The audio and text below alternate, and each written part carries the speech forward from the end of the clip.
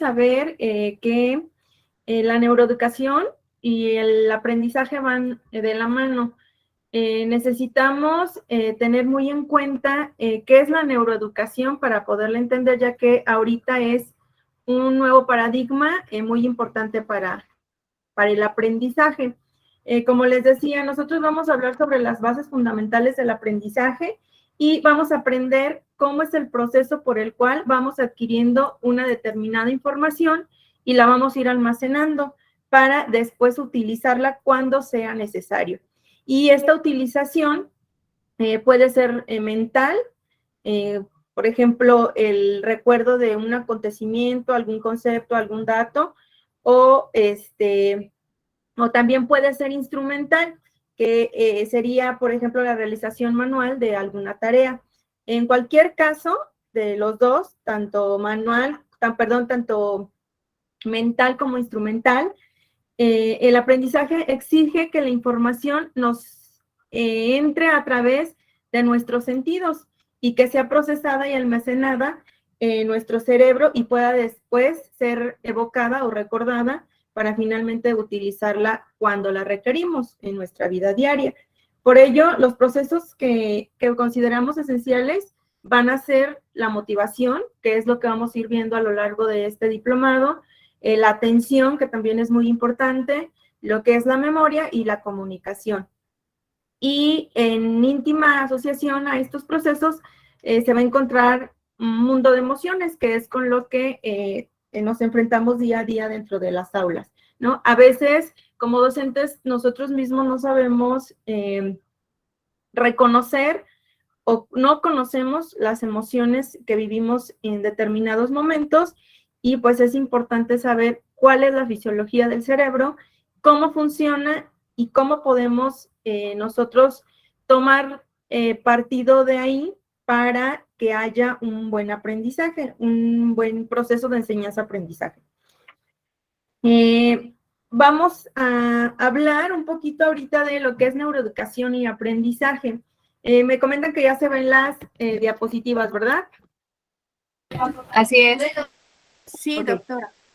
Muy bien. Quiero pedirles que durante las sesiones me hagan el favor de ir haciendo para el final de nuestro bloque o nuestro módulo, voy a necesitar que presenten un glosario y que vayan ustedes durante todas las sesiones palabras, porque vamos a encontrar palabras que quizá no conozcan o que a lo mejor durante la sesión yo se las voy a explicar, pero habrá otras que a lo mejor no les queda claro. Cualquier palabra, por mínima que sea, les pido que la vayan rescatando para que en la siguiente sesión, es decir, el día de hoy, rescatan palabras que a lo mejor no entendieron qué significa, se dan en la tarea de investigarlas y en la siguiente sesión nos las comparten para que todos de alguna manera tengamos ese conocimiento y vayamos enriqueciendo más el vocabulario para poder entender esta parte de la neuroeducación y todos los conceptos que vamos a ir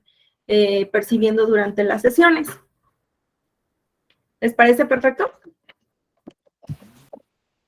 Sí, está bien. Okay. Bien. Bueno, pues entonces vamos a empezar a hablar con la neuroeducación.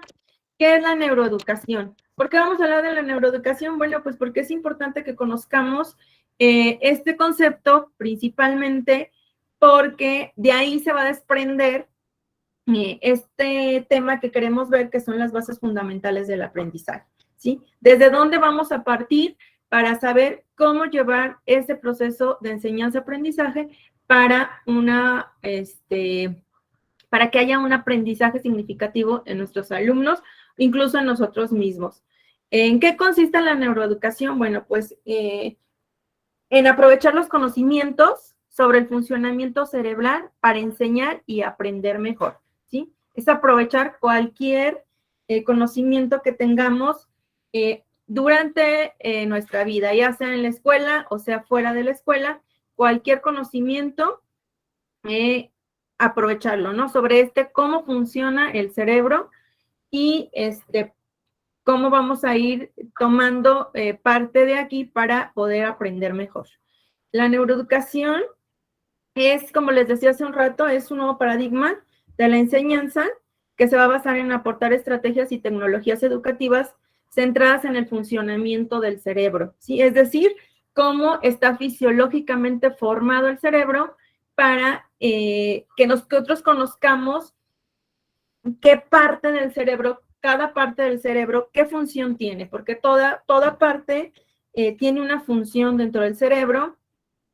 Hay partes del cerebro que ayudan a la secreción de ciertas sustancias que van a aportar algo hacia el aprendizaje.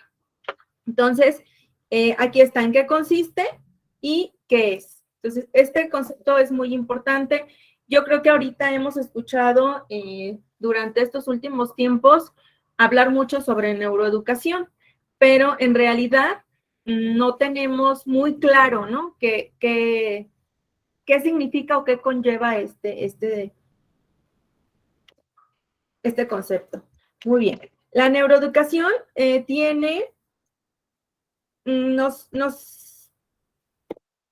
nos quiere llevar de la mano para que nosotros sepamos cómo el conocimiento se va a basar en el cambio metodológico que nosotros tengamos para con nuestros alumnos. ¿Qué es este cambio? Bueno, la forma de cómo vamos a enseñar y la forma de cómo se va a transmitir el conocimiento a los alumnos, ¿sí? ¿Cómo se van a hacer estas dos cosas? ¿Cómo vamos a trabajar nosotros este cambio metodológico para que pueda haber ese aprendizaje, ¿sí? Que los alumnos logren aprender y que sea de una manera en la que se van a desarrollar tres aspectos muy importantes, lo que es la parte cognitiva, ¿sí? El conocimiento, todo ese conocimiento que va a tener nuestros alumnos, lo actitudinal, ¿sí? Cómo va a actuar o qué actitud va a tener para el aprendizaje este conocimiento, esta forma de enseñar, esta transmisión del conocimiento, y finalmente la parte fisiológica, ¿sí? El conocer a qué se dedica cada parte del cerebro, qué función tiene cada una de las partes y cómo nos vamos a apoyar para que pueda darse este aprendizaje bien hecho y que este proceso sea realmente vinculado en proceso de enseñanza-aprendizaje. El Instituto Nacional de Neuroeducación define que lo importante para un educador es entender a las neurociencias como una forma de conocer, ¿sí? Hay muchas neurociencias. Nosotros hablamos de neuroeducación, pero hay varias neurociencias que nos van a ayudar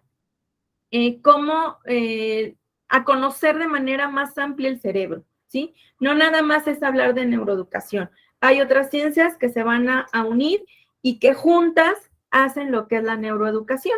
No estamos hablando de una sola materia, de una sola ciencia, sino que hay esa diversidad que conforman lo que es la neuroeducación. Y estas nos van a enseñar a conocer de manera más amplia el funcionamiento del cerebro. ¿Qué es lo que necesitamos saber? Bueno, necesitamos saber cómo aprende nuestro alumno, que es lo más importante. Tenemos que hacernos siempre estos interrogantes siempre que vayamos a iniciar ese proceso de enseñanza-aprendizaje. Lo importante es cómo aprende, ¿sí? ¿Cómo vamos a saber cómo aprende? Para esto tenemos que saber cómo funciona el cerebro, porque no todos aprenden de la misma manera. Cada niño va a aprender de diferente manera, de acuerdo a su contexto, de acuerdo a su habilidad, de acuerdo a su conocimiento, de acuerdo a su fisiología. ¿Cómo va a procesar la información? También esto tiene que ver de acuerdo a cómo esté la fisiología del cerebro de dicho alumno, para que pueda procesar esta información o esa transmisión de conocimiento que le estamos dando. ¿Cómo es? ¿Sí? Tanto física, mentalmente, moralmente también, tenemos que saber cómo es el alumno, ¿sí? Cómo evoca, cómo va a recibir, pero cómo va a responder a lo que nosotros le vamos a transmitir en ese conocimiento. Y cómo va a registrar. Si hay una falla fisiológica en el niño, en el cerebro del niño, definitivamente el registro que él tenga de la información que le estamos dando será muy diferente a la de un niño que tenga una fisiología normal, entre comillas, ¿sí? No estamos hablando de una persona normal, sino que sí es una gran diferencia de cómo registra el niño, porque incluso dentro de la misma fisiología puede haber situaciones en las que una mala fisiología puede ayudarle a un niño a resolver, a registrar, a procesar o a aprender de una manera diferente a otro niño. Entonces, sí es importante el saber cómo registra, ¿no? Y cómo conserva esa información que le estamos dando, cómo conserva ese conocimiento que se le está transmitiendo y si va a ser a corto plazo, a largo plazo o a mediano plazo. Entonces, aquí el Instituto Nacional de Neuroeducación define que es muy importante tener estos interrogantes presentes siempre como docentes. ¿Hasta aquí alguna duda, maestros? Todo bien, doctora, gracias. No, está bien, gracias. Sí van pasando las diapositivas, ¿verdad? Sí van avanzando. Sí, ¿Sí? Ok, muy bien. Bueno, sigamos. Aquí les voy a hablar de Jesús Guillén, que es un profesor del posgrado de neuroeducación, del máster de neurodidáctica de una universidad en Madrid y de la diplomatura de las neurociencias y emociones en el aprendizaje de la Universidad de Argentina, entre otros. Él nos habla de la neuroeducación, él le da este concepto. Este es otro, les di al principio un concepto, ahorita les quiero compartir de este autor, que él también lo maneja. Generalmente todos los autores lo van a manejar de la misma manera, pero habrá como algunas particularidades en cada autor. Él la define a la neuroeducación, dice que es una nueva disciplina educativa que fusiona los conocimientos sobre la neurociencia, la psicología y la educación. Al tiempo que contempla las ya conocidas disciplinas en el ámbito con el objetivo de optimizar el proceso de enseñanza y aprendizaje. ¿Sí? Si se fijan, él lo ve como una disciplina, ¿sí? En el anterior, bueno, yo les dije que era un paradigma, aquí él lo maneja como una nueva disciplina educativa y va a fusionar estos conocimientos de tres muy importantes, que es la neurociencia, la psicología y la educación. Estos siempre van a ir de la mano para que, bueno, él lo define así, ¿no? Para que se hable de neuroeducación. Entonces, como les decía, dentro de la neuroeducación, los factores que van a intervenir son, estos los tenemos que tener muy presentes porque es lo que va a determinar, ¿no? Cuando nosotros empecemos tengamos este proceso de enseñanza-aprendizaje, tenemos que tener bien presentes estos factores que intervienen, porque también a partir de ellos viene lo que es... de aquí se desprende cuáles son las bases, ¿no? De aquí parten las bases fisiológicas del aprendizaje. Uno de ellos, muy importante, es la plasticidad cerebral y neurogénesis. Ahorita se los voy a mencionar así, a grosso modo, ya cuando vayamos viendo bien cada una de la fisiología, lo veremos ya de manera más ilustrativa. Les decía, la plasticidad cerebral y la neurogénesis. Aquí, la plasticidad cerebral ha sido uno de los descubrimientos más relevantes en el campo de las neurociencias, porque, ¿qué pasa aquí? Bueno, se descubre que el cerebro es plástico, ¿sí? Es decir, que tiene una gran capacidad de adaptación durante toda la vida. Tan es así que lo vimos ahora que pasó esta situación de la pandemia, en donde a lo mejor muchas personas no estaban acostumbradas a vivir de la manera que se vivió en ese tiempo. Sin embargo, no fue una situación que les provocara, hubo a quienes quizás sí, ¿no? Porque exactamente no conocían no conocen esa fisiología de su cerebro, quizá no estaban acostumbrados y no pudieron sobrellevar porque no conocen sus emociones, ¿no? Entonces, pero la mayor parte de las personas tuvimos esa gran capacidad de adaptación al suceso que estaba ocurriendo, el mantenernos encerrados, el simple hecho de mantenernos todo el tiempo con cubrebocas, el hecho de no ver a nuestros familiares, el mantenernos encerrados todo el tiempo, no salir a la escuela, que era como una rutina que ya teníamos. Sin embargo, el cerebro es capaz de esta adaptación y de muchas cosas, ¿no? Pasa cuando estamos también pasando por un duelo, cuando perdemos a una persona que creemos que nunca vamos a poder vivir sin ella, y al poco tiempo podemos seguir nuestra vida. ¿Por qué? Bueno, porque el cerebro es el que se encarga de adaptarse a la vida que se presenta, ¿no? Entonces, por eso, esa plasticidad que se le da, bueno, esa definición de plasticidad cerebral es gracias a eso, ¿no? A que las investigaciones conllevan a que es plástico y que además es capaz de crear constantemente nuevas neuronas y conexiones entre ellas si se les provee de la estimulación adecuada, ¿sí? Hay que estar estimulando constantemente el cerebro para que sea capaz de crear nuevas neuronas. Sin embargo, también hay situaciones que hacen que se pierdan estas neuronas, ¿sí? Y ya lo veremos en la fisiología del cerebro, qué pasa, cómo se pierde una neurona, por qué se pierde, si se recupera, si no se recupera. Y hay cierta edad a la que se va a poder tener cierta capacidad para crear neuronas y conexiones, ¿sí? Porque todo esto va por edades. Entonces, no siempre tenemos la capacidad, pero va a haber etapas y esto va a definir esa plasticidad cerebral y esa neurogénesis. Otro factor que interviene son las neuronas espejo, ¿sí? Las neuronas espejo son un grupo de células cerebrales que se activan tanto cuando realizamos una acción como cuando observamos a alguien realizarla, ¿sí? Por eso tienen este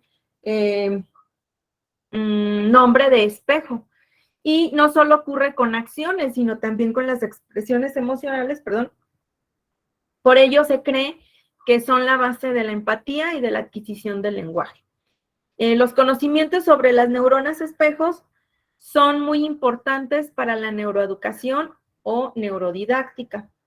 Entonces, esta parte funcional del cerebro la tenemos que tener muy presente. Como les decía hace un rato, el saber en qué momento vamos a estar produciendo hormonas, qué sustancias permiten que produzcan hormonas, a qué edades, neuronas, perdón, a qué edad podemos producir más, a qué edad podemos producir menos, qué sustancias, qué alimentos, porque también eso es muy importante, qué alimentos impiden o qué sustancias impiden que no haya producción de hormonas. Entonces, son muy importantes para la neuroeducación y la neurodidáctica. Otro factor también muy importante que influye son las emociones y el aprendizaje, que es lo que les comentaba hace un rato. A veces nosotros como adultos no sabemos identificar emociones, no sabemos decir o no le podemos poner un nombre a cómo nos sentimos en ese momento. No conocemos la gran variedad o la amplitud o la lista tan grande de emociones que hay, que no es nada más el cómo te sientes bien o mal, sino que existe para cada sentimiento o emoción que tenemos, hay un nombre y que lo tenemos que reconocer y que tenemos que saber cómo llamarlo, ¿sí? Generalmente cuando vemos a un alumno que se siente mal o que está mal, le preguntamos cómo están y lo único que el niño sabe responder o el alumno sabe responder es bien o mal, o enojado o contento. Pero de ahí en fuera no conoce realmente cuáles son todas las emociones que que puede nombrar, ¿no? O que puede sentir. Entonces, aquí va la primera tarea. Les voy a pedir que para la siguiente sesión me hagan una lista de todas las emociones y pongan su definición, ¿sí? Todas las que ustedes encuentren, incluso hay clasificación de emociones, les voy a pedir que entonces las investiguen, pongan, digo, no es necesario que pongan una definición de 5 renglones o de media cuartilla, sino que sea nada más igual con palabras clave, ¿no? Que es el enojo, que es la tristeza, que sea una palabra clave como definición para las emociones y su clasificación si es que la encuentran. ¿Están de acuerdo, maestros? Sí, doctora. Ok, les pido que vayan anotando sus tareitas para que no se les olvide y no retroceder otra vez al final de la sesión para no entretenerlos. Es que ya vayan anotando la tarea, yo también aquí lo voy anotando y ya lo checaríamos la siguiente sesión.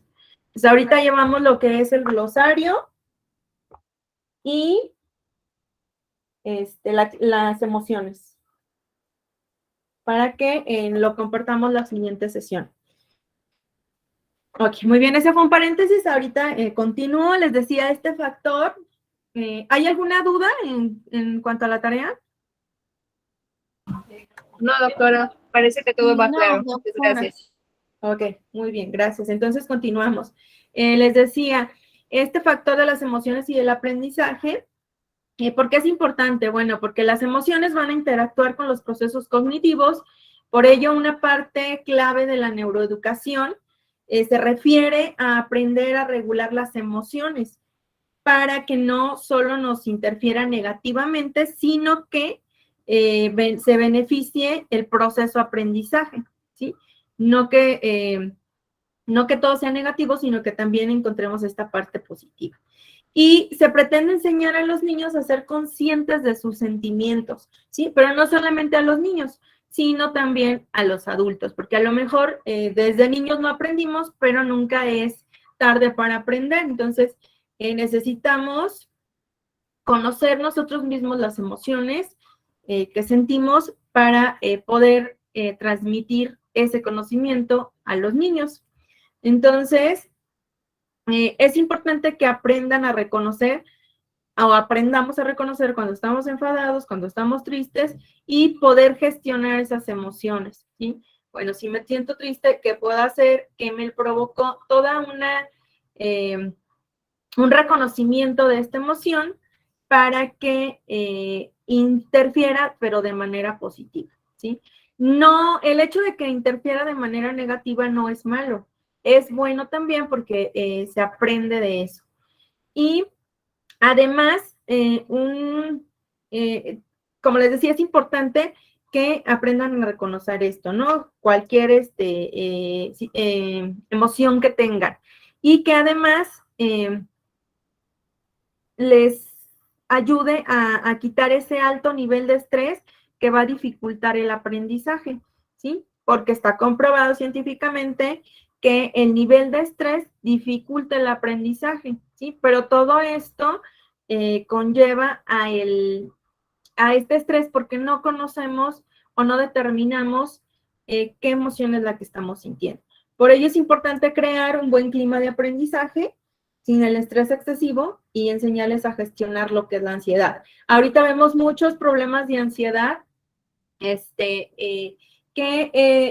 estos casos, en lugar de hacer una buena gestión de las emociones, más bien estamos empezando a medicar, ¿sí? Se medican a los niños porque se les determina algún trastorno para el aprendizaje, entonces empiezan a medicar y este tipo de sustancias, este tipo de medicamentos van a repercutir en la fisiología del cerebro, ¿sí? Y no solo del cerebro, de muchos órganos en el niño o en el ser humano o en el adulto cuando también se somete a un proceso de este tipo. Entonces, sí es importante que conozcamos las emociones para que no nos generen ese estrés y esa ansiedad, ¿sí? Que es muy común verlo en todas las edades. Otro factor también que va a influir es la experiencia, así como la genética, ¿sí? Y esto porque, bueno, la genética va a sentar las bases de nuestras habilidades y capacidades, ¿sí? Todo es por herencia. Puede ser que seamos muy hábiles o muy capaces para realizar cosas o para ciertas tareas, pero esto viene, claro que sí, viene de una herencia, ¿no? De una genética de nuestros padres, de este árbol, ¿no? Genealógico. Pero la experiencia va a actuar sobre ello. O sea, sí hay una genética, pero la experiencia va a actuar sobre esta genética. Los niños pueden tener una serie de capacidades más o menos insaturadas, pero estas se pueden entrenar y se pueden ir modificando a lo largo de la vida. Y que es lo que les comentaba hace un rato, esta parte de la producción de neuronas se pueden ir haciendo en determinado tiempo, en determinado momento de la vida, y aquí nos va a ayudar la experiencia para entrenar e ir modificando y que el aprendizaje sea mayor y sea eficaz. Entonces, es importante tener muy claros todos estos factores que van a influir en la neuroeducación. ¿Hasta aquí tienen alguna duda? No, doctora. Ok, muy bien. Entonces, vamos a iniciar con nuestra primera actividad. El aprendizaje vamos a mencionarlo así, es la piedra del desarrollo, ¿va? ¿Sí? Y va a exigir que el sistema nervioso sea modificado de forma que vaya estableciendo estímulos ambientales que se van recibiendo, lo cual va a conseguir esa plasticidad de la que ya hablamos. Y estas formas de aprendizaje van a ser muy variadas y en ellas van a participar estructuras muy diversas del sistema nervioso central. Es igual, a lo mejor van a escuchar algunas palabras que no las conocen o no están familiarizados, pero váyanlas anotando para que las vayan investigando y en las siguientes sesiones que ya hablemos de esto, ya estén más familiarizados y ya las puedan dominar un poquito más. Les decía, las formas de aprendizaje son muy variadas y van a participar estructuras, estas estructuras que forman el cerebro, ¿no? En la especie humana hay el desarrollo del neocórtex y de las áreas corticales de asociación y especialmente en la corteza prefrontal van a participar también de forma muy importante lo que es la memoria, ¿sí? La memoria y los procesos de atención a corto, a largo y mediano plazo, ¿sí? Esta memoria declarativa, la memoria no declarativa, y que constituyen la base fundamental de lo que es el aprendizaje y de la actividad cognitiva, ¿sí? Todo este conocimiento que va a tener el niño. Pero el conocimiento, como les decía, es modulado intensamente también por la actividad emocional. Y bueno, vamos a encontrar modernas técnicas que se pueden utilizar durante las tareas con buenos planteamientos para que nos vayan incrementando esta producción de neuronas y que sean buenos planteamientos neuropsicológicos para que se incremente ampliamente nuestro conocimiento en el cerebro, ¿no? les decía, no solamente de los alumnos, sino también de nosotros, es importante que aprovechemos este conocimiento que estamos adquiriendo. Y que pues hagamos un análisis de los mecanismos moleculares que van formando la base del aprendizaje, así como una potencialización sináptica para que nuestros alumnos puedan tener una activación rápida en esta cuestión del conocimiento. Les decía, este primer módulo habla sobre, vamos a hablar sobre las bases neurológicas, que podemos nosotros definirlas como los procesos de atención y de memoria a corto, largo plazo, y que van a constituir esa actividad cognitiva. Entonces, les voy a pedir ahorita que vamos a hacer una... quería darles ahorita la definición de lo que es atención, motivación, comunicación, pero vamos a hacer, ya estoy hablando mucho, quiero que hagamos una actividad primero. Les voy a pedir que me investiguen la siguiente, cada uno de ustedes va a hacer una investigación breve ahorita sobre, permítanme, aquí lo tengo anotado.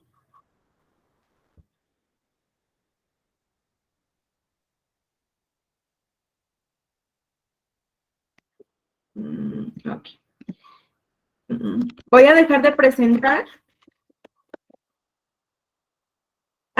Aquí antes de quitar la presentación, les quiero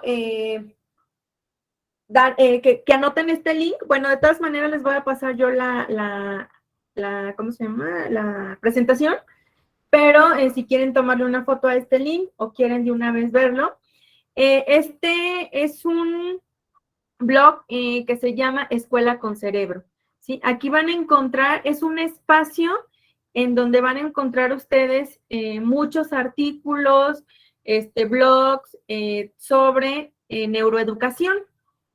Entonces, es un sitio que lo vamos a utilizar, por eso puse yo aquí el link. Es del autor que les mencioné en una de las diapositivas anteriores, del doctor Jesús Guillén.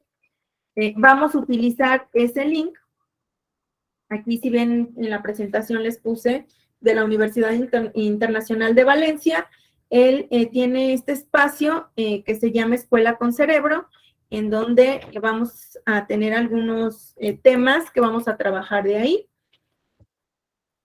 Como es un blog muy largo, no lo podemos analizar todo ni ver durante el módulo, pero sí es importante que lo tengan porque de ahí van a ustedes a elegir algún tema para que no lo expliquen de manera muy simplificada a cada uno de nosotros y aprovechar, ¿sí? Entonces, les pido que anoten ese link, por favor, para que lo tengan ahí presente.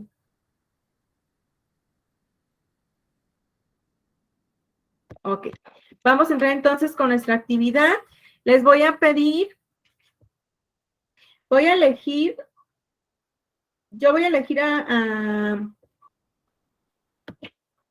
a cada uno de ustedes para que me investiguen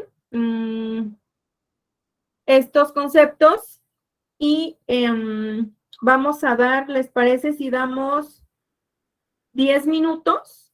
A partir de que ya les dé yo el concepto para que investiguen, damos 10 minutos, investigan y nos lo exponen de manera breve, concisa y precisa. ¿Les parece? Sí, adelante. Ok, Sí. muy bien. Muy bien, maestra Zapata Nava, le encargo si me puede investigar qué es la inteligencia, por favor. Sí, de acuerdo. Ok.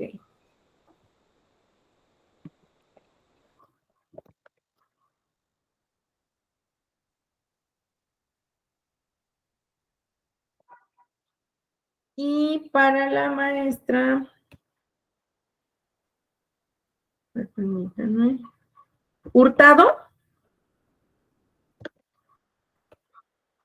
le pido, maestra, si nos puede investigar qué es la estimulación. Muy bien. Ok. Entonces vamos a dar, son las 7:55, tengo yo. ¿Les parece si a las 8:10 iniciamos con la exposición de cada una de ustedes? Les digo, una exposición breve, no es mucho, sino que nada más sea grosso modo, que nos den esta, y entonces ya retomo yo para ir explicando.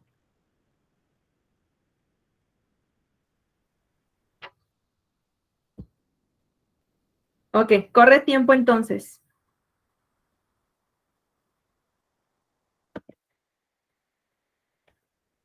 ¿Alguna duda? Todo claro. Ok, gracias. Doctora, en el caso para investigar qué es la estimulación, ¿sería la estimulación en general? Sí, en general. Ok. Sí, puedes encontrar, sí, ponle nada más como estimulación y te va a hablar todo Ujú, sobre el cerebro. Quizá te va a mencionar la estímulo también. ujú. Entonces también puedes checar esa parte de la estimulación, estímulo y algunas veces va muy relacionado con lo que es la afectividad. Ah, ok. Por Muy si bien. encuentras esa palabra de afectividad, va muy Ujú. relacionada con esta parte de la estimulación. Ok. Ok, muy bien. Entonces, nos vemos 8:12.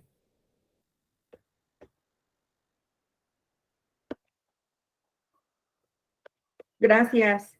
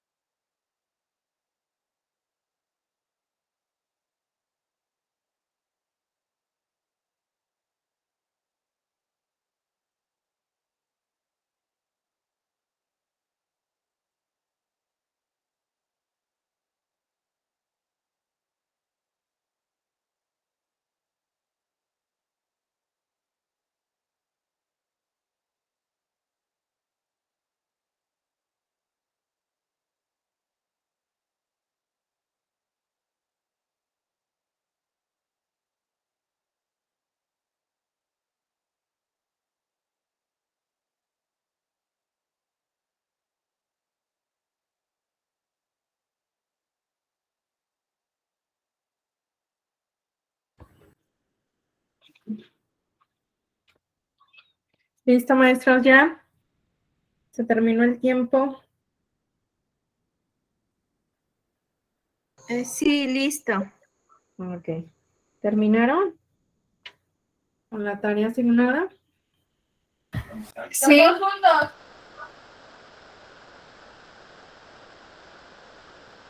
Creo que todavía no termina la maestra. Sí, ya, listo.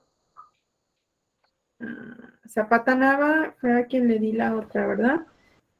Maestra, ¿necesita más tiempo o ya tiene lista su...? Ya, listo. Ah, ok, muy bien. Bueno, pues vamos ¿quién de las dos quiere iniciar? ¿La maestra Hurtado o la maestra Zapata? Para que nos compartan su investigación.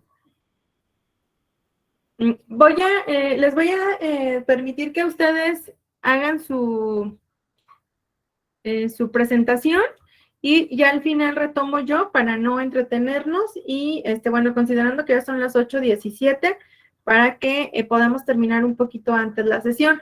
Les decía yo al inicio que es importante que vayan anotando las tareas, a lo mejor en estos espacios que se les da durante la sesión para actividades que realizamos, es importante que vayan adelantando. La idea de este diplomado no es que se carguen de tarea durante la semana o los 8 días previos a la siguiente sesión, sino que todo vaya haciendo trabajo durante la misma sesión y para que al terminar el módulo no tengan problema de entregar después las tareas o las actividades que se les vayan dejando a lo largo de cada sesión. Entonces, sí es importante que aprovechen estos tiempos para que le vayan avanzando. Quiero pensar yo que si terminaron ahorita antes la actividad que se les dejó, le avanzaron con lo que es el glosario y a lo mejor la otra tarea de las emociones. Entonces, ya no se les va a quedar, cargando o rezagando tareas para que no sea tedioso este diplomado. Entonces, les sugiero eso, que vayan aprovechando esos tiempos y se termine esta sesión sin ningún pendiente o alguna tarea. ¿Les parece?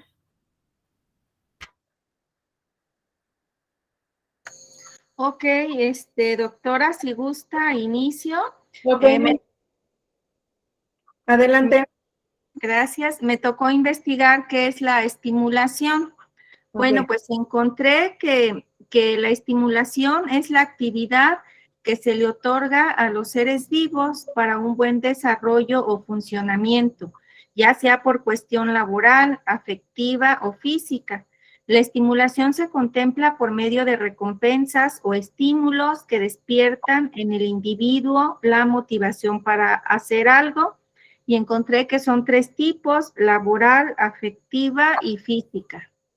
Ok, muy bien, maestra. ¿Usted nos podría hablar sobre algún ejemplo que haya tenido, no sé, durante su vida, con algún alumno, de alguna estimulación que usted haya proporcionado o le hayan proporcionado de alguna manera? Pues sí, por ejemplo, al abordar algún tema que resulta un poco fastidioso o un poco tedioso para los alumnos, cuando busco la manera de hacer unas diapositivas que les llamen la atención, buscar un video relacionado con el tema, creo que ahí hay un poquito de estimulación, el hecho de que ellos vean las diapositivas, el video, más la explicación del profesor. Siento que eso sería un ejemplo de estimulación. Ok, muy bien, muchas gracias, maestra. Ahorita les complementamos esta información. Vamos a darle oportunidad a la maestra Zapata para que nos comparta lo que ella investigó, el concepto de inteligencia. Adelante, maestra. Bien, yo lo que investigué es que hay muchas definiciones de lo que es la inteligencia. Por ejemplo, la Real Academia nos dice que es la facultad de la mente que nos permite aprender, entender, razonar, tomar decisiones, pero que también es un concepto muy complejo, porque normalmente catalogamos que una persona es inteligente o que tiene inteligencia si sabe resolver, por ejemplo, algunos problemas matemáticos. Vamos como que clasificando.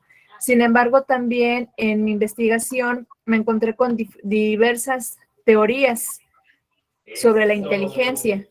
Por ejemplo, la teoría de las inteligencias múltiples de Howard Gardner, la teoría de la estructura del intelecto, la inteligencia fluida, varios tipos de inteligencia, e incluso que es un concepto abstracto porque no se puede medir con precisión. Encontré también que según la ciencia o investigadores, nos dicen que es difícil medir esta inteligencia porque tiene que ver mucho, por ejemplo, el contexto donde se desarrolla el niño, si el niño es estimulado, la genética, porque aquí también hay como un debate, porque algunos opinan que así como heredamos el color del cabello o la forma del cuerpo de nuestros papás, por ejemplo, nosotros podemos mejorarlo a través de una dieta balanceada, del ejercicio, de llevar una vida saludable. Y que lo mismo puede pasar con la inteligencia. Independientemente de que heredamos una carga genética en función de inteligencia, pues podemos mejorarla o ampliarla a través de lecturas, de estimular nuestro cerebro y podemos nosotros cambiar o modificar un poquito esa inteligencia. Nos dice también que se han hecho investigaciones o preguntado sobre la posibilidad de que se pueda medir la inteligencia neurológicamente. Para ello sería necesario entender la anatomía y funcionamiento del cerebro. Eso fue lo que encontré. Tiene apagado su micrófono. Gracias, gracias. Muy bien, maestra Zapata. Excelente. Bueno, como les comenté, y quería que las dos participaran para darles yo la información, ¿no? Darle, aportar. Les voy a volver a presentar las diapositivas. Les pido que me digan si se ven.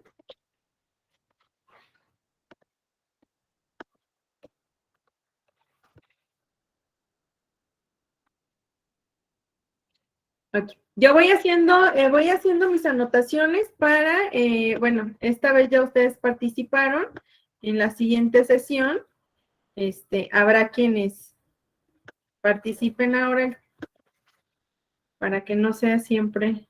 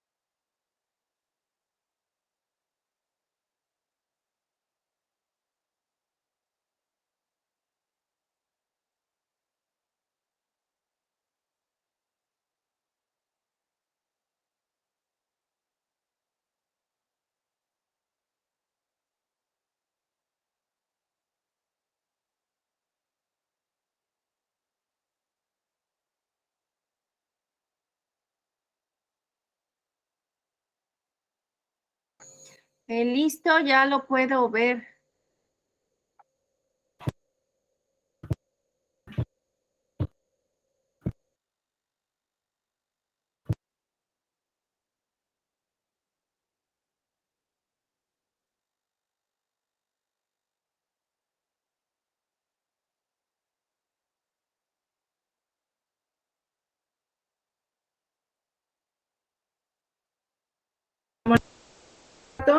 es-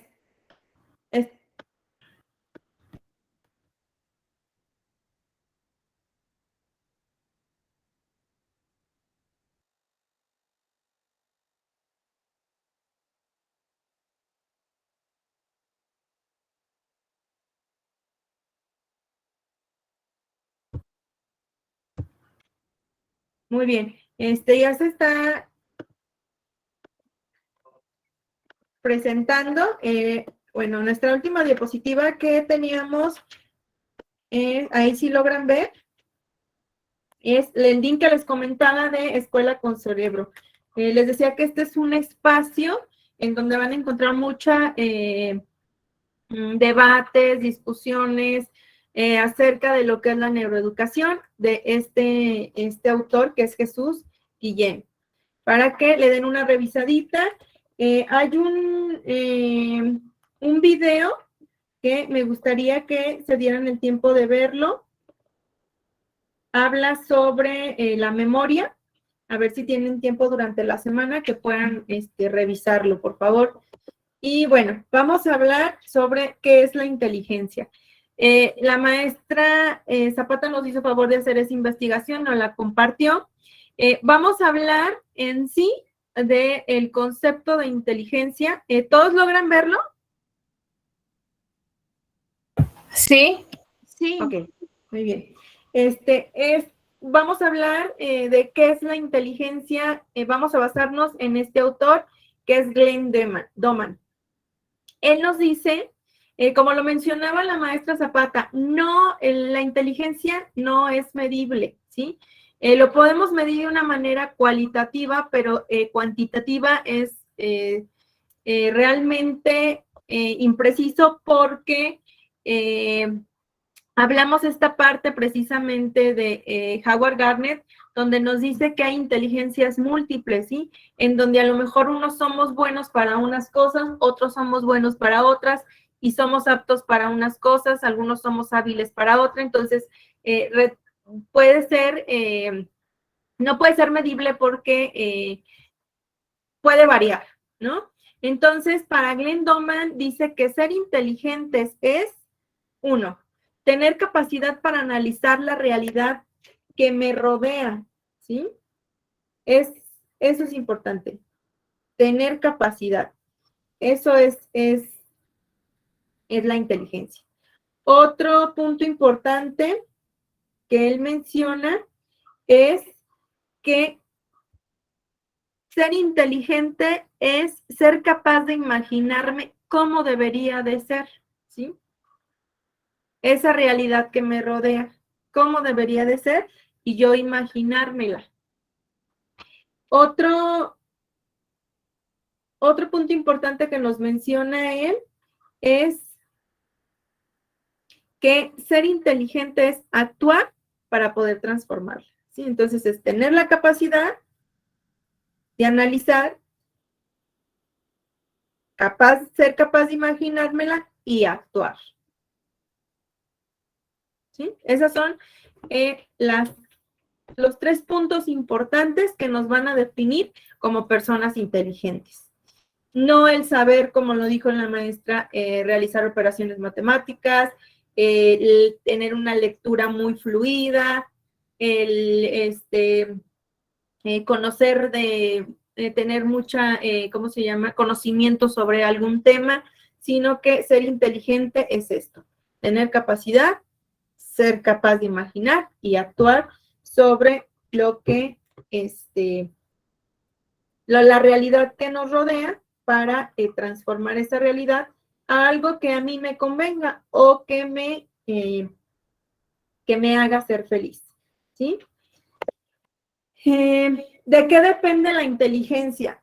Sí va a depender de algo la inteligencia. La inteligencia va a depender de la herencia, ¿sí? Pero como lo habíamos dicho, el cerebro tiene la capacidad de esa plasticidad o neurogénesis en donde nos podemos adaptar, ¿sí? Para este autor, para Glenn Doman, decía que lo fundamental, de ahí venía la herencia, era ser Homo sapiens, ¿sí? ¿Por qué? Porque de ahí derivaba esa inteligencia y que era como potencial. Entonces, va a depender de la herencia, pero no heredamos ser muy inteligentes. Podemos ser poco inteligentes y esta plasticidad nos va a ayudar a ir agregando o moderando esa realidad para transformarla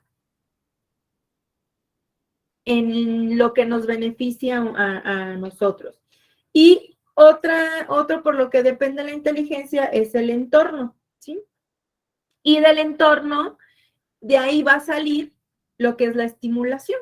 Por eso fue que les pedí estos dos conceptos, porque, bueno, la inteligencia va a depender de eso y del entorno, pero el entorno va a depender de lo que es la estimulación, ¿sí? Entonces dijimos que la maestra nos hizo su aportación diciéndonos que, bueno, si una estimulación consiste en dar al cerebro lo que necesita para poder desarrollarse, ¿sí? Entonces, la estimulación va a actuar favoreciendo esas conexiones neurológicas, es decir, va a ir creando una nueva red neurológica, ¿sí? Lo que mencionábamos hace un rato. Nosotros vamos a poder ir produciendo neuronas en determinado tiempo, a determinada edad, siempre y cuando haya una estimulación, ¿sí? Siempre y cuando al cerebro se le esté dando lo que necesite para desarrollarse. ¿Cómo pasa esto? Pues mediante un estímulo. ¿Y qué es un estímulo? Un estímulo es cualquier hecho, cualquier palabra, cualquier mirada, cualquier gesto que va a recibir el alumno o nosotros mismos. Aquí podemos hablar de niño, alumno, adulto, maestro, etc., ¿sí? Incluso hasta en los animales, el recibir un estímulo del exterior va a provocar una reacción. Entonces, la estimulación es mediante el estímulo y viene del exterior para pasar por las vías aferentes, son sensitivas y provocar algo en el alumno. Entonces, es muy importante la estimulación. Porque, bueno, en las bases neurológicas, en cómo está el funcionamiento, la fisiología del cerebro, va a haber varias funciones ejecutivas que se van a establecer a través de cómo está formado el cerebro, ¿sí? De cómo se da la atención, cómo se da la motivación, cómo se da la comunicación. Todas estas funciones ejecutivas van a depender de esa fisiología, ya sea hace rato les decía, a lo mejor no es adecuado nombrarlo normal o anormal, pero sí las funciones ejecutivas van a depender de esa fisiología normal para que se lleven a cabo. Una de las funciones ejecutivas muy importante es que les decía, es importante en las bases neurológicas y son muy fundamentales porque mediante los sistemas de nuestro cerebro van a poseer cierta regularidad, ¿sí? En cuanto a la atención y la motivación, la comunicación. Por eso es que debemos considerar que es esencial tener muy presentes estas funciones ejecutivas para ese desarrollo de ese proceso de enseñanza-aprendizaje. Aquí les comento la atención. La atención, aquí van a intervenir varias áreas y núcleos del cerebro.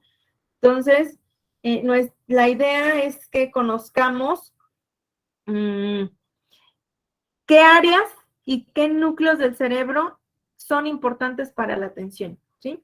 Porque si detectamos que un alumno no está todo el tiempo, su atención está fuera del contexto en el que nos encontramos en ese momento, entonces podemos saber qué problema tiene, qué situación está pasando y cómo lo vamos a canalizar o cómo lo vamos a tratar o de qué manera vamos a trabajar para para poderle transmitir ese conocimiento o transmitirle lo que queremos que él aprenda, ¿sí?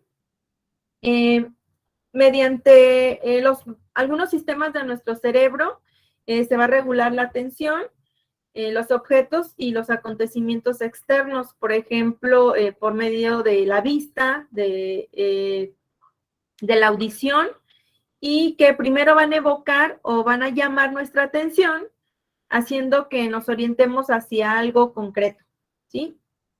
Y ya que nos desenganchemos como del exterior, de los demás estímulos, y así vamos a estar preparados de alguna manera para captar el mensaje que nos llega, ¿sí? Pero si hay una situación que no está permitiendo en la fisiología del cerebro de este alumno, entonces la atención no nos va a ayudar. Entonces necesitamos conocer. Ya en una segunda fase, pudiéramos decir que vale la pena que sí conozcamos y le prestemos atención a esta situación, porque ahí intervienen los 5 sentidos. Entonces, esto nos va a ayudar también a valorar si el niño tiene algún problema en lo auditivo, en lo visual, en cualquiera de los sentidos, que es uno de los problemas más vistos en las primarias, sobre todo cuando no se les detecta a los niños a temprana edad un problema visual. Y esto repercute claramente en el aprendizaje de los niños. Entonces, la atención va a intervenir en varias áreas del cerebro. Entonces, sí es importante que tengamos muy presente esa parte en si nuestros alumnos tienen alguna situación o algún problema, porque pues siempre va a estar relacionado a estas áreas responsables de recibir y sobre todo de integrar la información que llega, ¿no? Por medio de los sentidos, como les decía. La otra función es la motivación. Esta es la propiedad que nos impulsa y nos capacita para ejecutar una actividad. Por eso se encuentra tanto en la base de atención también, o sea, van como de la mano, porque si no estamos motivados, no mantendremos la atención y menos aún llegaremos a tener un aprendizaje eficaz. Esto pasa en todas las edades, ya sea adultos, ya sea niños. Necesitamos estar motivados, sentirnos bien o de alguna manera estimulados para que podamos aprovechar todo lo que viene del exterior. La motivación tiene que ver mucho con la afectividad. Porque, bueno, pues esto puede ser de aspecto siempre positivo, porque nos va a inclinar o nos va a traer hacia un objetivo determinado. Y si lo hacemos de manera negativa o si esta motivación es de manera negativa, va, digamos, a repeler o nos va a disgustar o ya lo vamos a ver como una situación de amenaza. Entonces, no va a haber esa disponibilidad para adquirir ese conocimiento o para recibir la transmisión de ese conocimiento. Y esta motivación también tiene una parte muy importante en cuanto a la fisiología del cerebro, porque está comprobado que hay estímulos que nos producen, que provocan esa producción de ciertas sustancias que nos hacen sentir bien, ¿sí? Entonces, si no tenemos esa motivación y no hay cierta producción de esa sustancia, por ende no vamos a estar bien funcionalmente o fisiológicamente. La motivación nos hace superar cansancios y dificultades, ¿sí? Cuando hay falta de motivación, nos frena en la realización de algunas tareas, de algunos encomiendas que tenemos. Y en la ejecución de la motivación van a intervenir importantes núcleos cerebrales, muy especialmente, que les decía, donde se genera esta producción de ciertas sustancias, que es la amígdala, ¿sí? Pero también les decía en ciertas áreas cerebrales, que ya las veremos después, ya de manera más puntual. La memoria la podemos manejar como un proceso que nos permite, aquí se las paso, perdón, no había podido avanzar. Otra función ejecutiva es la memoria, ¿sí? Y este es un proceso que nos permite registrar, codificar, consolidar y almacenar la información. De modo que cuando la necesitamos, pues podamos acceder a ella y utilizarla para cualquier situación de nuestra vida.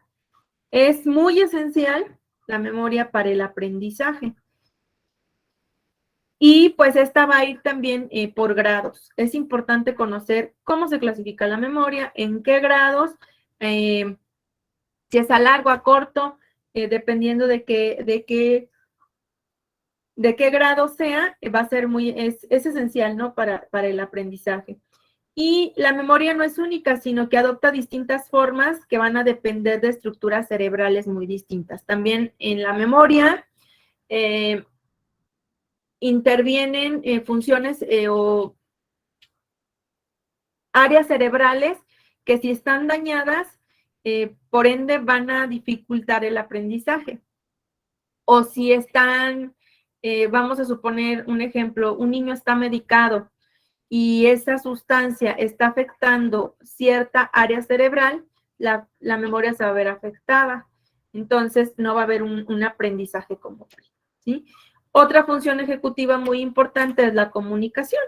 Y esta es fundamental para cualquier tipo de información verbal, sea visual o sea auditiva para aprenderla, ¿sí? Entonces, aquí es muy importante, es un caso muy común, una función ejecutiva que está dañada por una mala fisiología del cerebro. Tenemos muchos niños con problemas de lenguaje, ¿sí? Que es difícil su comunicación. Pero en la especie humana, digámoslo, la comunicación en cualquiera de sus formas ha adquirido tal grado de protagonismo que se ha convertido en un elemento que influye de modo decisivo sobre otros 3 grandes procesos del aprendizaje. Y por eso la comunicación necesita de amplias zonas del cerebro y de complicados mecanismos que hacen que funcione y que aseguren la comprensión y la expresión del ser humano, que logre comunicarse y que sea a través también así como la expresión corporal o gestual o del lenguaje en sus variadas formas. Entonces, sí es importante que sepamos que puede haber áreas del cerebro que si reciben cierto daño también se ve afectada la comunicación, ¿sí? Porque recuerden que la comunicación es un intercambio que exige la atención, que exige el recuerdo, que en este caso es la memoria, y la motivación, ¿sí? Entonces, podríamos decir que la comunicación las incluye a todas las funciones ejecutivas. Pero a su vez, si la comunicación se establece sobre bases firmes, favorece la atención, favorece el recuerdo y favorece la motivación. Entonces, sí es importante conocer qué fisiología tiene el cerebro en base a estas funciones ejecutivas. ¿Alguna duda hasta aquí, maestras? ¿Maestros? Ninguna, gracias. Ok, muy bien. Pues con esto terminaríamos la sesión de hoy, ¿sí?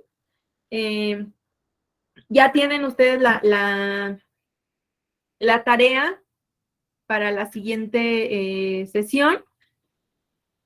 Vamos a concluir ahorita con esto de las funciones ejecutivas. En la plataforma, ustedes van a trabajar por medio de la plataforma. Vienen algunos artículos que les voy a pedir que ustedes me hagan el favor de darle una repasada para que la siguiente sesión podamos compartir y que vengan con saberes previos a lo que veremos en la siguiente sesión.